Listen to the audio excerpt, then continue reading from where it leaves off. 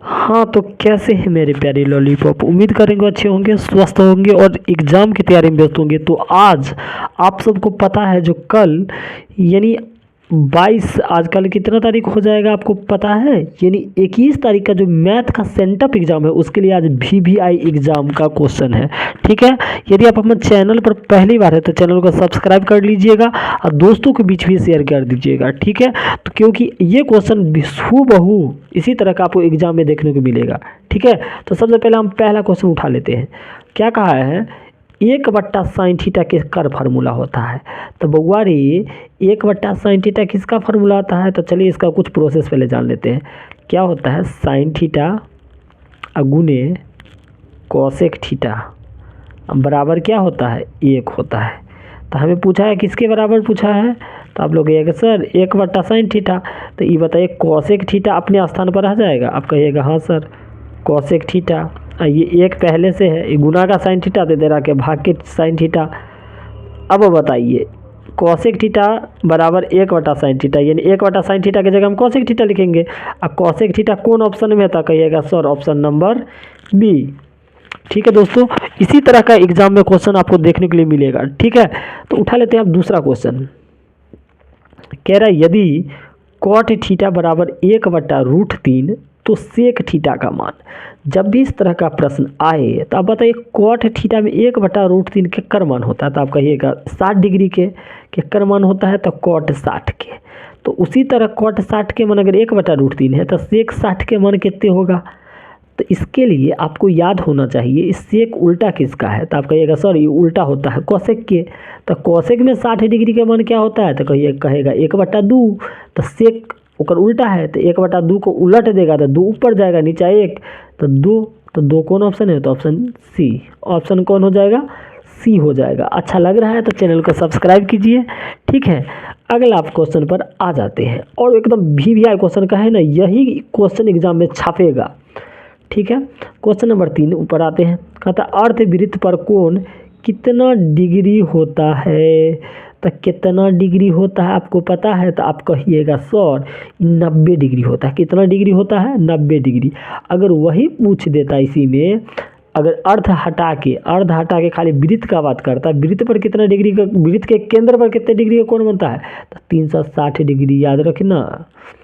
ठीक है? एकदम ट्रिक भी देखेंगे। अब 4 नंबर पर आए ना, जाइए 4 नंबर कह रहा है 2 वृत्तों की त्रिज्या 4:3 है वो, तो क्षेत्रफल का अनुपात पूछा कि कर्बवारे क्षेत्रफल के। तो एक ट्रिक तनी नीचा में समझिएगा। यहाँ पर में एक बात बताइए, जो क्षेत्रफल हमेशा बड़ा होता है, क्षेत्रफल क्या होगा? तो आप कहिएगा सर बड़ा होता है। और दिया क्या? त्रिज्या। तो त्रिज्या तो छोटा होता है। इसका मतलब ये सर ये त्रिज्या है। ये क्या है बउआ रे? त्रिज्या हमरा के दिले है 4:3। अब पूछा क्षेत्रफल है तो क्षेत्रफल बड़ा होता है। तो इस 4 को हम ऐसा क्या करेंगे बड़ा होगा? तो सर कहिएगा स्क्वायर होगा। तो 4 का स्क्वायर 16, 3 का स्क्वायर 9। तो 16:9 कौन ऑप्शन में है? तो आपको ऑप्शन साफ साफ नजर आएगा, ऑप्शन सी हो जाएगा। ऑप्शन क्या हो जाएगा? सी हो जाएगा। ठीक है बउआ रे? अगला क्वेश्चन एकदम सारा मिक्सअप क्वेश्चन है। जिस तरह का एग्जाम पैटर्न है उसी तरीका का क्वेश्चन भी है। ठीक है? अगला क्वेश्चन आ जाइए। कहता है एक वृत्त का क्षेत्रफल 154 सेंटीमीटर स्क्वायर है तो इसका व्यास क्या होगा? तो बुआ इस क्वेश्चन के कहीं ध्यान से देखिएगा। क्या दिया है पहले याद रखिए, वृत्त का क्षेत्रफल दिया है। तो यहाँ बनाएंगे हम इसको इधर पलट के। चलिए क्या दिया है बुआ? तब कहिएगा सर वृत्त का क्षेत्रफल दिया है। वृत्त का क्षेत्रफल दे दिया है, कितना है? तो 154 है। कितना है? 154 है। तो वृत्त का क्षेत्रफल का फार्मूला क्या होता है? पाई आर स्क्वायर। ये दे रखा है कितना? 154। ठीक है?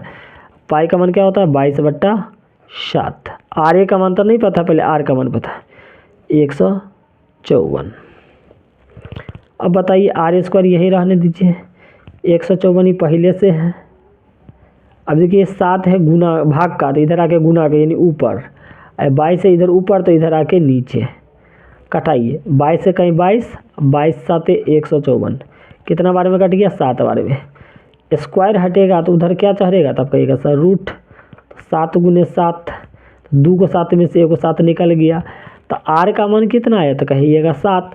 लेकिन हमसे पूछा व्यास, क्या पूछा है, व्यास। तो व्यास क्या होगा फॉर्मूला, 2 गुने आर।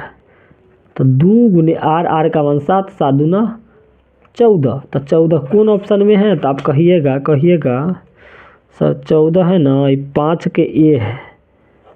क्या कहिएगा, 5 का ए है। समझ गए ना, इस तरीके से एक उड़ा देंगे। अगला 6 नंबर समझिएगा, कहता वर्ग अंतराल 10, 20 का वर्ग चिन्ह क्या हुआ है। तो अब बताइए, हम बताए हुए हैं वर्ग चिन्ह का क्या होता है फॉर्मूला।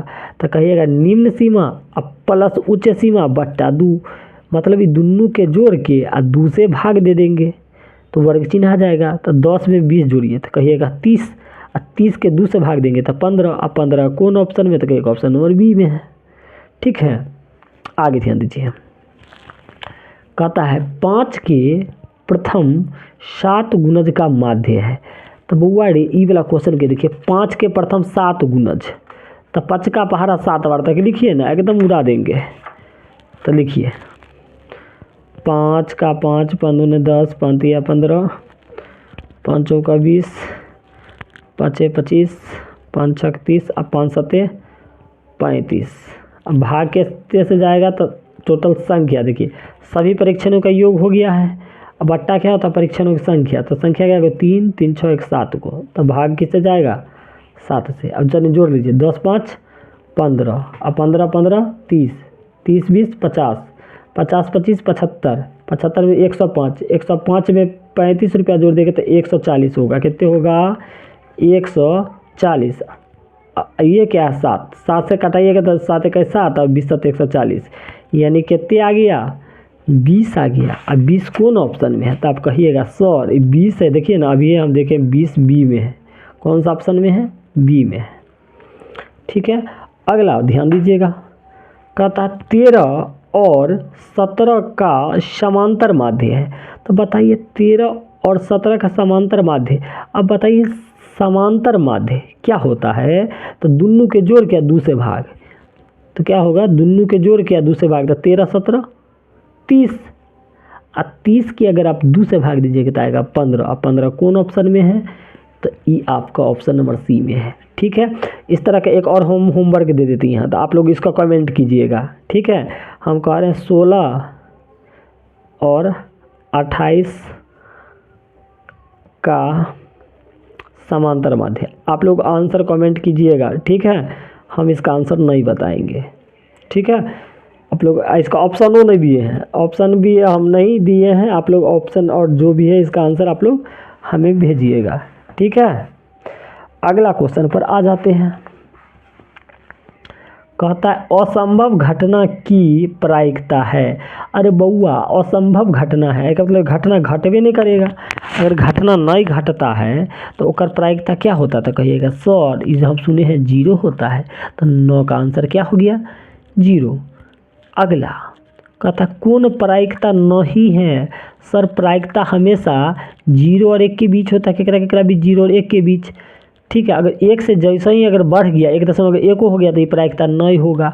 यहाँ तो हर देखो ना 2.5 दे ले, मतलब ये है ऑप्शन सही हो जाएगा। प्रायिकता केकरा बीच होता है, तो कहिएगा 0 और 1 के बीच होता है।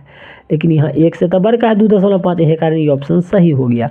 अब एक बात बताइए, संभव, यहाँ देखिए यहाँ था ना असंभव घटना की प्रायिकता, तो आप कहिएगा 0 होता है। अगर यही कह देता संभव घटना का प्रायिकता तो क्या होता, 1 हो जाता। जकरा हम क्या कहेंगे, अगर इसी तरह क्वेश्चन आपको बदल देता, एग्जामिनर क्या कर देता, असंभव की जगह क्या कर देता, अगर यहाँ कह देता अनिश्चित घटना की प्रायिकता, तब पर भी आंसर क्या होता, 0 ही। अगर यही कह दे निश्चित घटना की प्रायिकता, तब आंसर क्या होता, 1 हो जाता। ठीक है, अगला पर आ जाइए। कहता एक पासा फेंकने पर अभाज्य संख्या की प्रायिकता है। चलेगा, कहीं रफ में समझिए। अभाज्य संख्या कहाँ से चालू होता, 2 होगा, ठीक है, 3 होगा, ठीक है, 5 होगा। क्योंकि पासा मतलब लूडो के छक्का था। लूडो के छक्का कहाँ तक होता है, 1 2 3 4 5 6, और 6 तक में 3 गो है अभाज्य संख्या, तो 3 और कुल संख्या क्या गो 6, 3 1 3 और 3 दूना 6, यानी 1/2 और 1/2 कौन में हमर बोर्ड स्टूडेंट। तो आप लोग कहेंगे सर ऑप्शन ए में तो है, तो ये सही है। अगला कह रहा है रैखिक समीकरण का घात है, तो बउआ रे रैखिक समीकरण वैसा समीकरण जेकर घात 1 हो तो उसका घात क्या होना चाहिए 1, तो ऑप्शन कौन हो जाएगा सी हो जाएगा। ठीक है दोस्तों, अगर अच्छा लग रहा है तो चैनल को सब्सक्राइब कीजिए। अगला क्वेश्चन देखिए 13 नंबर, जो भी आई है परीक्षा के दृष्टिकोण से, कह रहा है 2 लगातार संख्या का मौसो यानी HCF। तो देखिए हम आपको ये बता ही देते हैं, अगर मान लीजिए लगातार मान लो हम 4 5 ले लें, तो 4 5 दोनों कौन पहाड़ा में था, तो कहिएगा सर एक ही के पहाड़े में आएगा। कोई भी अगर हम 2 लगातार संख्या ले तो उसका HCF क्या होता है 1 होता है, तो इसका आंसर क्या हो जाएगा 1 हो जाएगा। ठीक है, अच्छा लगे तो चैनल को सब्सक्राइब कर लीजिए। जल्द ही मिलते हैं अगला वीडियो में।